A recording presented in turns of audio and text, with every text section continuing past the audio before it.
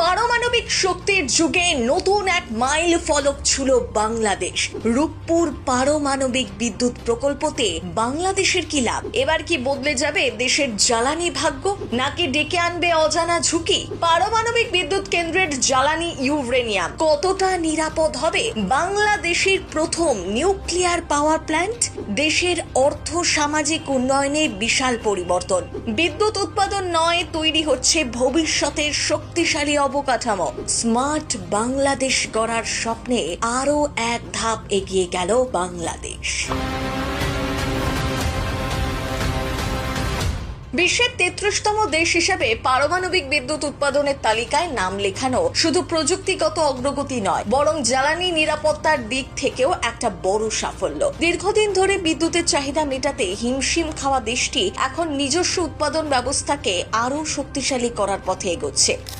বিশেষ করে রূপপুর পারমাণবিক বিদ্যুৎ কেন্দ্র এই পরিবর্তনের কেন্দ্রবিন্দু। তাই প্রযুক্তিবিদরা বলছেন, বাংলাদেশ পরমাণু বিদ্যুৎ উৎপাদনকারী দেশ হিসেবে স্বীকৃতির দোরগোড়ায় পৌঁছে গেল। চলতি বছরের অগস্ট মাসেই ওই কেন্দ্র থেকে অন্তত 300 মেগাওয়াট বিদ্যুৎ পাওয়া সম্ভব বলেই বিশেষজ্ঞরা দাবি করছেন। ভারত সীমান্তের অদূরে পাবনার ঈশ্বরদী উপজেলায় পদ্মা নদীর তীরে রূপপুরে নির্মীয়মান পরমাণু বিদ্যুৎ উৎপাদন কেন্দ্রটির বিষয়ে প্রথম উদ্যোগ নেওয়া হয়েছিল পাকিস্তান সরকারের জমানায়। 2013 সালে রাশিয়ার সহযোগিতায় রূপপুর পারমাণবিক বিদ্যুৎ প্রকল্পের কাজ শুরুর পর থেকে দ্বিতীয় দফা পরিবর্তনের শুরু রূপপুরে। শেখ হাসিনা 2009 সালে দ্বিতীয়বারের জন্য সরকার গঠনের সুযোগ পাওয়ার পর রূপপুর পরমাণু কেন্দ্র নিয়ে আবার সরকারি পর্যায়ে তৎপরতাও শুরু হয়েছিল। 2013 সালে তিনি এই প্রকল্প নিয়ে চুক্তি করতে মস্কো গিয়েছিলেন। নির্মাণ কাজের জন্য রূপপুরে আসতে থাকে রাশিয়ার নাগরিকরা। এইভাবেই বদলাতে থাকে রূপপুরের রূপ। রূপপুর পারমাণবিক বিদ্যুৎ কেন্দ্র থেকে 2টি ইউনিটে 2400 মেগাওয়াট বিদ্যুৎ উৎপাদন করবে বাংলাদেশ।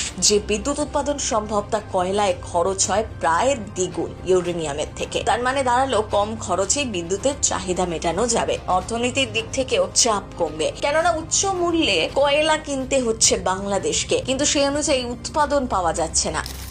এবার প্রশ্ন, এই রূপপুর পারমাণবিক বিদ্যুৎ কেন্দ্র থেকে কতদিন বিদ্যুৎ পাওয়া যাবে? বিদ্যুৎ কেন্দ্রটির স্বাভাবিক আয়ু 60 বছর। এই সময়ে এখান থেকে পাওয়া যাবে নিরবিচ্ছিন্ন বিদ্যুৎ, এমনটাই বলছেন বিশেষজ্ঞরা। তবে প্রয়োজনীয় মেরামত ও রক্ষণাবেক্ষণ সাপেক্ষে আরো 30 বছর পর্যন্ত কেন্দ্রটির আয়ু বাড়ানোর সুযোগ রয়েছে। একবার জ্বালানি লোড করার পর তা দিয়ে চলবে টানা 1.5 বছর। ফলে অন্যান্য বিদ্যুৎ কেন্দ্রের মতো তেল, গ্যাস কিংবা কয়লা কেনার ঝক্কি ঝামেলা নেই। 1.5 বছর পর 1/3 করে জ্বালানি পরিবর্তন করতে হবে। রূপপুর প্রকল্প শুধু একটি বিদ্যুৎ কেন্দ্র নয়, বাংলাদেশের সবচেয়ে বড় অর্থনৈতিক ও প্রযুক্তিগত বিনিয়োগ। তবে এই পারমাণবিক বিদ্যুৎ কেন্দ্র নিয়ে কম সমালোচনা হয়নি, কেননা এর জ্বালানি হচ্ছে ইউরেনিয়াম।